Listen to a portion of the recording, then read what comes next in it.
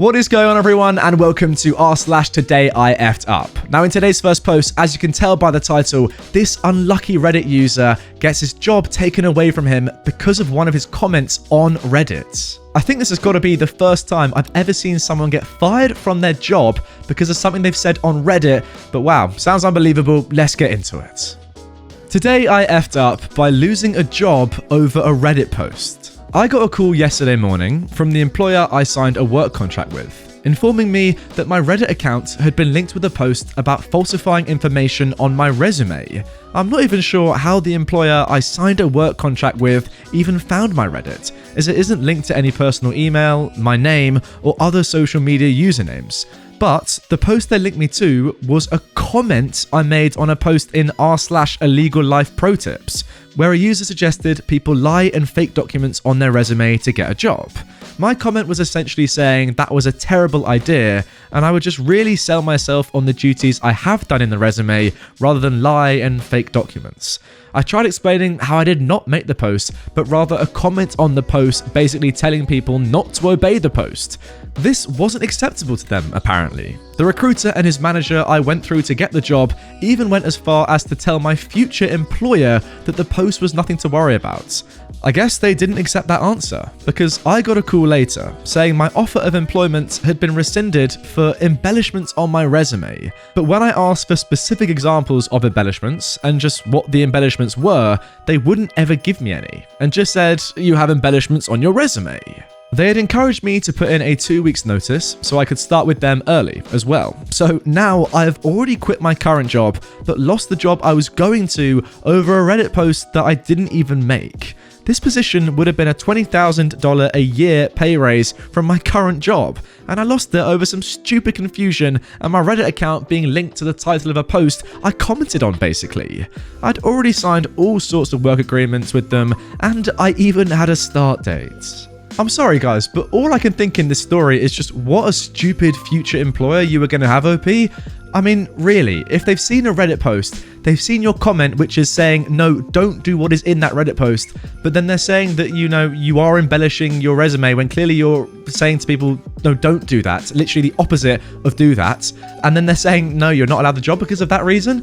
That just makes me think that you're actually dodging a massive bullet by not taking that job, or I guess not even being offered that job anymore, or that job being taken away from you. Because let's be honest, right, if they're so stupid and dumb enough not to understand the difference between someone saying do something and then someone else, OP, saying no, do not do that, in fact do the absolute opposite of that, work with what you've got, then yeah, that's not a company that I really want to be working with. How stupid are they? I mean, seriously, it's so mind-blowing how stupid this company is. To be fair, OP, I get it, losing that $20,000 pay raise, that must hurt, but if you think about it, long term, I don't want to be at that company, they just sound idiotic. Now moving on to our second story. Today I effed up by losing £110 and trying to verify my identity to prevent credit card fraud. I got a call from the company that issues my Amazon card that my card was possibly compromised. Part of the process for disputing the charges is to verify your identity by taking a 5-second video and sending a photo of your driver's license. My 5-second video is me at £170, and the picture on my license is 2 years old and me at £280. So their verification said my selfie video didn't match the picture on my ID and failed to verify my account so I could dispute the charges. The only other option was to send a letter to my house, which would take 7 to 10 days, and my account would be locked until I filled out the paperwork and sent it back to them, which kind of sucks with the timing and all. Now, just for some further information and clarification to update the story, I logged into my account with the company that issued the card after receiving a text and automated call from the card issuer. It was late at night when I made the initial call about the suspicious charges, so when I ran into the verification problem, I didn't want to take the time to push the issue with the person I got in contact with when I called. I ensured that the account was locked and just made this post. I called back this morning and was able to verify a different way. The 2 charges were disputed and the account got closed and transferred to a new account. I'll also be going to see about updating my ID. Well, yeah, I definitely think it's about time you update your ID. I mean, you've literally lost almost a half of yourself. How mad is that? £110. I've got to say, OP. Round of applause. Seriously. Insane. It's like, to lose that much weight is just mental. It's absolutely mental. So commendable. Incredible stuff. I've got to say, yeah, obviously see this whole experience as a positive one. If you literally cannot be identified by your former self now because you've lost that much weight for the better, that's incredible. That just shows what an amazing difference you've made to your life and what amazing hard work you put in to achieve such insane results. Definitely get a new ID because it sounds like you're just a new person at this point. Amazing. I mean, let alone the physical transformation that you've gone through. I wonder how it's affected you mentally and just, how you feel about yourself now. Probably incredible. To go through something like that, lose all that weight, you're a legend, OP. You're an absolute legend. Now moving on to our third story. Today I effed up by playing a game on my phone and sexually assaulting a college girl. Obligatory happened when I was in college about 2 years ago. I'm a male of South Asian descent. I was about 26 years old at the time. I probably look like the typical person you'd say, go back to India, you blank, around the US. I play an augmented reality mobile game like my life depends on it, and I'm guilty of not paying attention to my surroundings. This forms the foundation for the story. This man-child of a person that is me was rushing to class while playing the mobile game. Not rushing as fast as Scarlett from Gone with the Wind, but could rival her in other avenues perhaps. Eyes glued to my phone, legs carrying me through flights of stairs, little holes in the walls, through crevices only the most seasoned students of the campus were aware of. Just my typical day, really. Then I effed up while crossing a bridge. Silly me decided to pick up the pace, because 1:24 has just hit the clock and class is at 1:30. No big deal, I've done this before. As I'm playing my game and letting my muscle memory take me to my destination, where my head will be sliced open for an agonizing 80 minutes, I F up. I bumped into a lady, shoulder to shoulder, and my phone caused an invisible dent on her arm. We'll call this lady Merida. Merida had glistening golden curls in that monstrosity of a nest on her pineapple-shaped head. Possibly brown or green eyes, I wasn't paying attention. She was most definitely not my type. You'll see why in a bit. As I bump into Merida, I quickly apologize and continue on my way. Then, the brakes hit instinctively in response to the wail of an angry, furious, livid Merida. Oh god, I effed up. I'm a bit shaky and I turn around to face the wrath of Medusa herself as I'm stunned and just about speechless. I don't remember word for word about the screaming that followed, so some exaggeration is inevitable.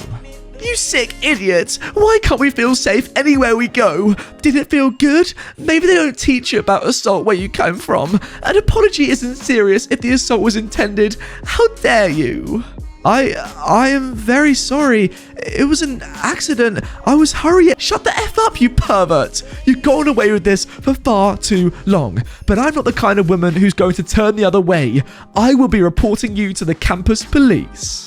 She uttered the P word that we saw before, and my whole world came crashing down. I can't get deported over this while not having finished schooling, and matters were made worse as more and more people began to slow down to get an idea of what was going on, with a couple of others beginning to form a small crowd to watch You Are Not the Father show. I continue. Miss, I assure you it was a mistake, an accident. I was Stop it! Save your excuses for the cops. You're finished. Miss, please hear me out. It really was an accident. I wasn't paying attention and I wouldn't assault anyone. I'm married. I proceed to wave my wedding ring in her face from a distance. Oh, you're freaking married? Does your wife know what a disgusting POS you are? Don't you dare move anywhere. Merida begins fiddling with her phone in an attempt to locate the campus police phone number, I presume. Miss, please listen to me. It was an accident. I'm trying to explain. I wouldn't assault you because I'm married. Please, look at this. I admit I was trying to take advantage of the situation because I had a secret weapon that would slap her hard in the face, which was pretty basic, my wedding photos. Do not come near me. Okay, but please, look at these photos from my wedding. She hesitates, but looks. Her face is now pale. Merida is speechless. I can see she's trying to find words, but her vocabulary has deserted her for 5 seconds. Without saying anything further, she turns around and scurries off. Without an apology, with everyone around us probably assuming I showed her a snippet of 2 Girls, 1 Cup. I breathed a sigh of relief and continued on to class. I did not play my mobile game on the way again that day. I did get to class late, but whatever. Oh, what scared Merida off, you're wondering? I was smooching and hugging my husband in the wedding photos. Oh wow, that genuinely explains so much, because I was honestly just thinking there, why would you showing her a photo of your marriage impact her decision on whether or not she thinks that you assaulted her? Because, you know, obviously a married man or a married woman can easily still sexually assault someone, you know, being married doesn't change that. But that makes sense now, because you are obviously gay, you married a man, you are a man, OP is a man by the way, he's a man. Yeah, that maybe informed her decision as to why maybe it wasn't the best idea to accuse someone wrongly of sexual assault. I mean, seriously, yes, this guy obviously shouldn't have been looking at his phone whilst running to class, but people do that all the time, and people bump into each other all the time. It's a standard thing, right? I don't think that she can then just leap to that incredible conclusion that it's sexual assault purely because you bumped into her. I get that we got to be careful about, you know, sexual assault, and that sort of stuff has got to be obviously taken highly seriously and reported if you ever hear or see anything. But let's not go to this extreme, where we're now reporting people for bumping into one another. I mean, seriously, especially a married man. No, can't say that, we can't say that. Now moving on to our final post. Today I effed up by nearly nominating myself for a Darwin Award. A standard disclaimer that this wasn't today. This was actually about 12 years ago. At 18, me and my best mates moved out from our parents and rented a house together. This period of my life was pretty much non-stop parties, interspersed with occasionally going to uni or work. I was basically drunk from 2008 to 2011. What I will also say is I'm a fairly intelligent guy. I'm not Einstein, but I was always top of my class, so I'm not really sure how I could have been this stupid, even drunk. In the house, our bathroom was downstairs for some reason, and was right next to the kitchen. Wow, that's the same as mine in my uni. The toilet was right next to the bathroom door, and there was a gap of about an inch under the door. Me and my mate got into the habit of waiting until the other was having a poo, and then lighting small fireworks or sparklers and posting them under the door right next to their feet.